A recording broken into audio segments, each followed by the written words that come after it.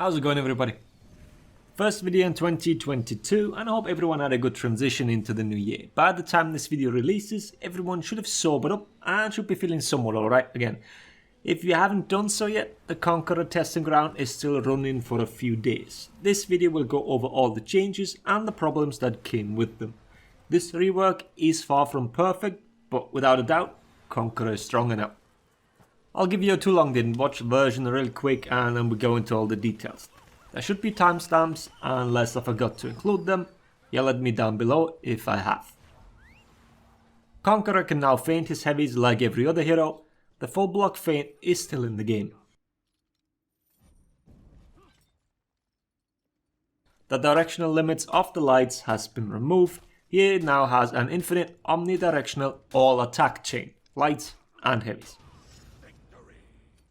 Chain heavies now have the Undodgeable property, and chain heavies can also be charged, not only neutral. The neutral and charged heavies lost their block properties. The soft feint bash has been removed. And the in-chain bash has been sped up significantly, and all bash follow-ups are unblockable now. Full block is now used as a form of recovery cancel. I've given you an offensive example of this in Friday's video. These are the major changes, now let's actually look at them in detail. We're starting with the bashes, as those are why many regarded Conqueror as a strong hero, even if that was a false conclusion to some degree. The dodge bash has gotten nerfed. You can now start the bash at 200 ms into the dodge at the earliest. It used to be 100. You now have a slightly longer time frame to prepare yourself for what's to come. This should make it a slightly easier reaction at the top level, but changes almost nothing at mid and below. Most will still struggle to reaction dodge those.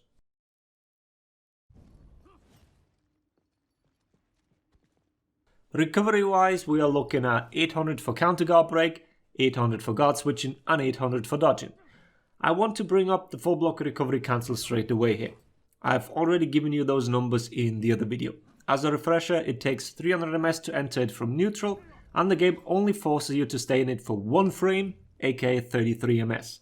Then you can dodge out of it or do anything else really, straight away. After an attack, with or not, this goes down to 200 and 233 ms respectively.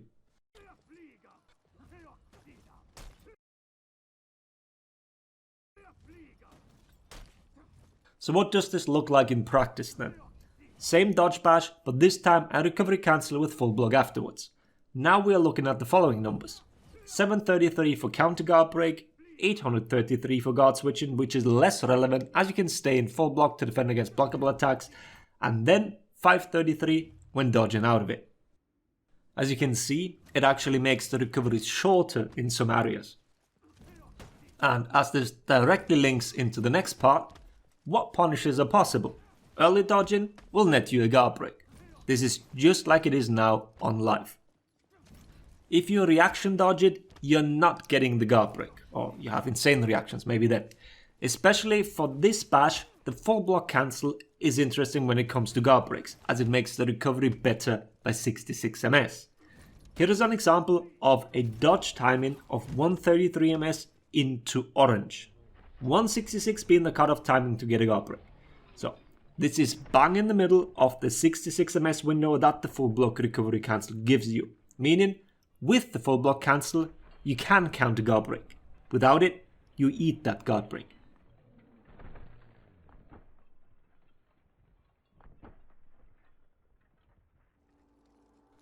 Against dodge attacks, as expected, the full block kinda screws them over. Fast ones at early dodge timings do work. The ease of the input is different. Some, like Zerkers, can result in cancelling the iframes and thus failing to even dodge the bash in the first place, let alone punish it. The key is early dodging. I'll do an extensive test here when the character is out and we know what the devs intended. Otherwise, it's a few hours of testing wasted. For now, if you have a slow dodge attack, you are not punishing this bash. Dodge bashes do work, unless you delay them for too long.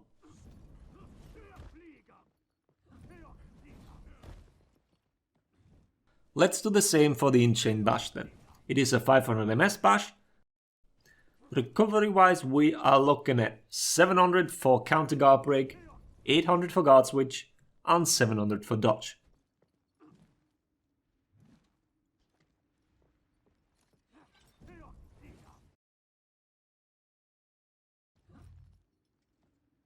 With the full block recovery, we are looking at 733 for counter guard break, 733 for guard switch, and 533 for dodge. As you can see, the full block doesn't help with the counter guard break this time. In general, you're not punishing this one with a guard break anyways, as hit stun prevents the early enough dodges.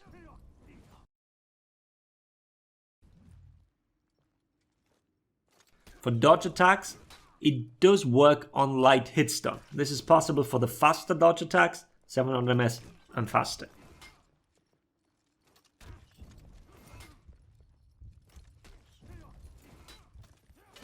Medium hit or block stun allows the Conq to full block even the faster ones though. Same caveat as before, I'll test more in depth once the hero is out. Dodge bashes once again do work, Shugo, Conq, Shinobi and so on. The charge bashes force a mix-up on the Conqueror.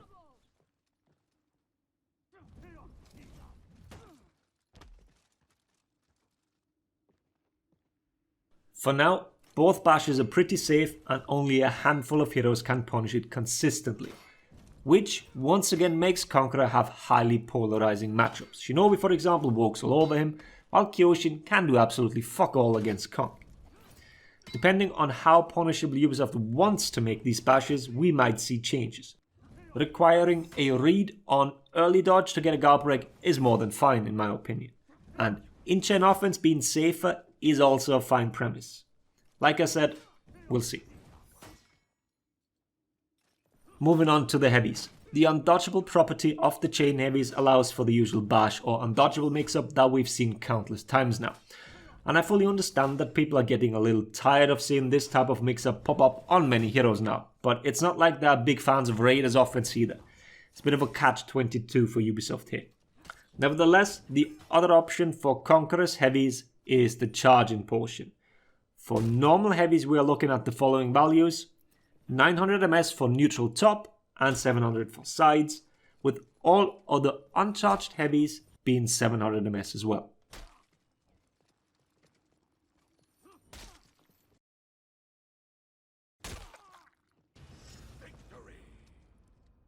Fully charging takes 600 ms and then you throw a 700 ms unblockable heavy. I have to commend Ubisoft on the quality of the input for the charged heavy. It feels very responsive and releasing the charge at the earliest timing can be done quite easily.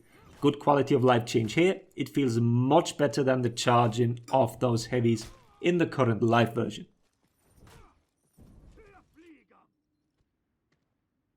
The charging portion also has a soft feint to guard break, not the attack itself. Only the charging portion, and then only when you are fully charged. The fully charged one also has deceptively long range. You're tracking your target really well. Conqueror has always been a hero that's struggling with range, so having this move as a first step is quite nice. But I also understand that it can look off when he slides towards you. Now, two problems with the unblockable heavy. First of all, the 32 damage. It's a little excessive. It's the same damage value as Raiders combo zone, so I'd really like this number to go down a little. And then second, it is pretty easy to flicker it, especially for mouse and keyboard users. It's almost like we're back in year 1 where Conqueror could throw 4 indicators at you. The hero doesn't have the greatest animations, which I will talk about later, but those flickers really shouldn't be a thing. But I'm also sure that Ubisoft will work on this.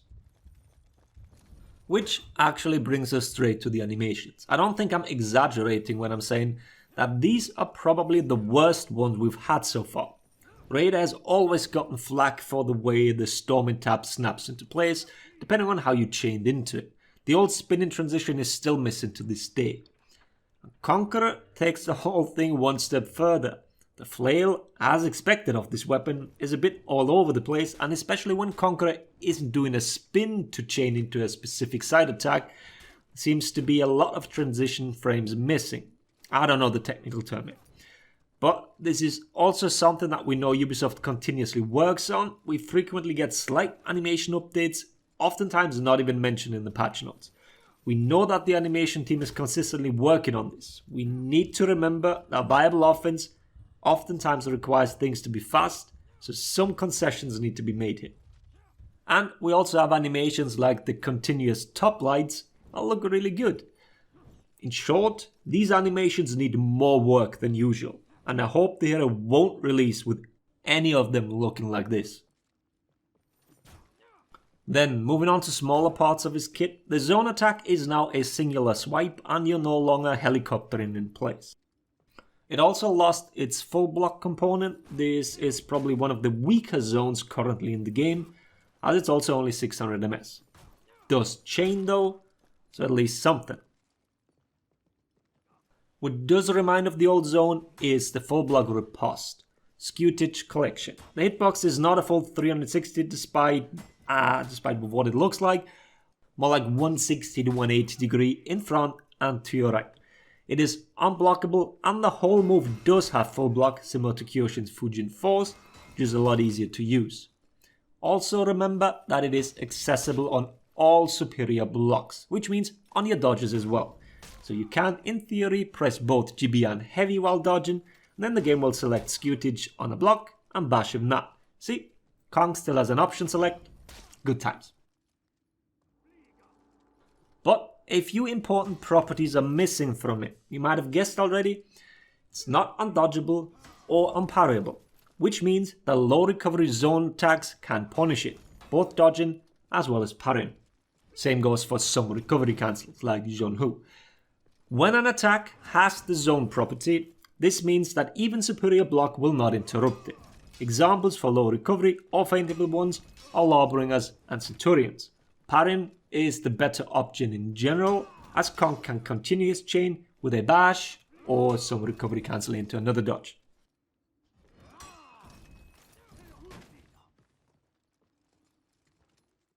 And then as a last point, let's talk about what might hold Conqueror back when it comes to his viability and competitive. You've heard me mention this many times before. It's his feats. Feats are a big component, and we had comp picks solely because of a hero's strength in feat selection, and Conqueror comes in at the other end of the spectrum really. His tier 1s are negligible. Body count, speed revive and Conqueror, all whatever.